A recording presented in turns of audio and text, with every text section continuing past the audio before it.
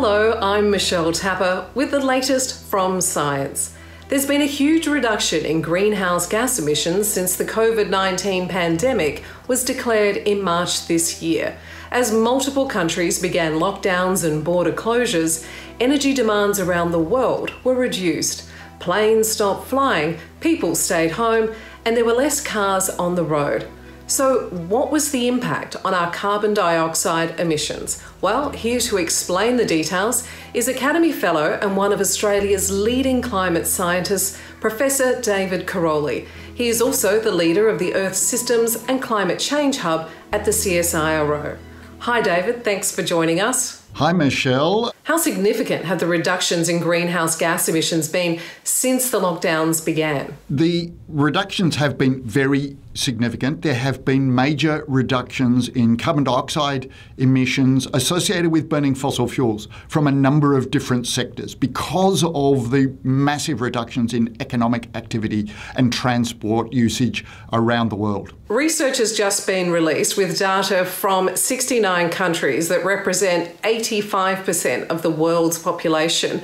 What does that research show? This research shows what's happened in April and May, early May, in terms of the reductions in emissions essentially across the world. But it focuses on the changes in fossil fuel-related carbon dioxide emissions. Carbon dioxide is the biggest contributor to increases in greenhouse gases in the atmosphere associated with human activity, and they have plummeted. In early April, the emissions have fallen by about 17% on a daily basis relative to the previous year, 2019. And that 17% reduction in emissions is equivalent to how emissions were way back 14 years ago in 2006. So there was a major reduction in emissions. Those are some pretty significant reductions, and we've seen some huge impacts around the world, like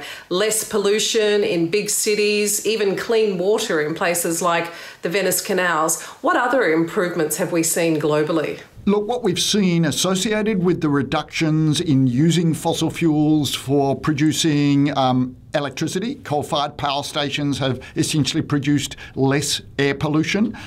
Road transport is the other major sector that's led to reductions in fossil fuel use for cars, for trucks, for road transport, and that has meant less air pollution. And what we've seen is around the world, in addition to the reductions in greenhouse gas emissions, we've also seen major improvements in air quality or reductions in air pollution, particularly in urban areas, but also in areas where air pollution occurs associated with, for instance, generating electricity or associated with industrial activity. Now, we know that many countries are still in lockdown, but in some countries, like Australia, restrictions are being eased. Do you think these short-term benefits will have any long-lasting impact, or will we go back to where we were as soon as the world starts up again?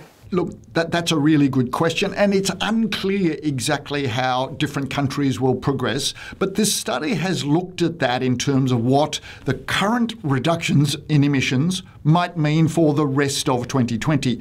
And what they've estimated is that if the restrictions continue throughout 2020, perhaps in a slightly reduced way, that there will be reductions in the global emissions for the whole of 2020 by around about 7% over the whole of 2020.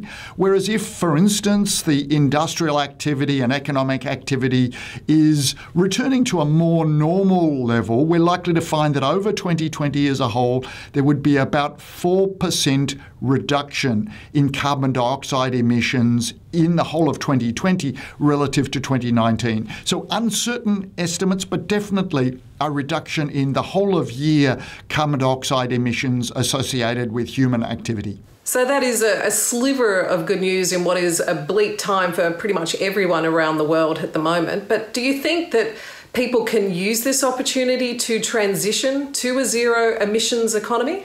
What happens in the future really depends upon how countries use the economic stimulus packages to get out of the current depressed economic conditions. Some countries are arguing and using the economic stimulus to transition their transport activities, their economic activity, particularly in terms of transitioning to zero carbon energy sources for greater use of renewable power, greater use of active transport like bicycles and cycling, or even to transition to electric vehicles, as long as the electricity that's used to charge the electric vehicles comes from renewable or zero carbon energy sources. So there is an opportunity to use this transition, this economic stimulus packages, to rapidly transition to a zero carbon economy around the world. And that would then lead to massive long-term reductions in greenhouse gas emissions. Is there anything else that you hope that people and policymakers can learn from this pandemic with regards to climate change? Look, there are a whole series of things that we can learn, and the most important one, in my view, is that although emissions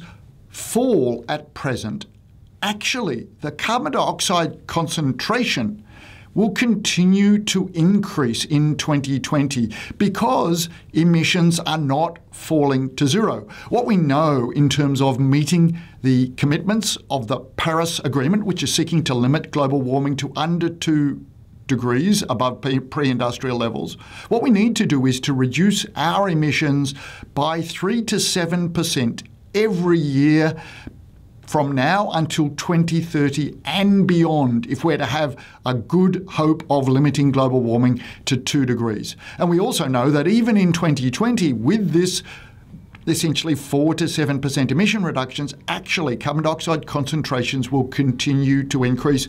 Global temperatures will continue to increase. And that's very likely to continue throughout the period from now to 2030 and beyond, unless we rapidly transition to a zero carbon economy. And is it too late to do so?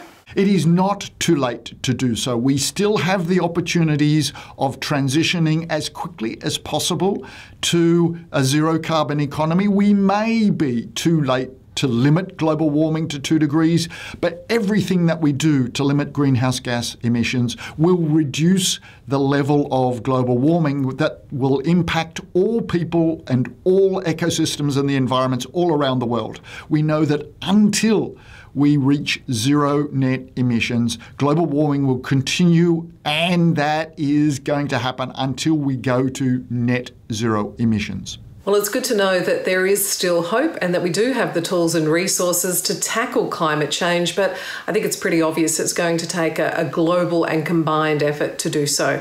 Thank you so much for your insights and your time today, Professor David Karoly. You're most welcome, Michelle. And don't forget, for regular video updates from the Australian Academy of Science, make sure to follow us on social media. I'm Michelle Tapper. See you soon.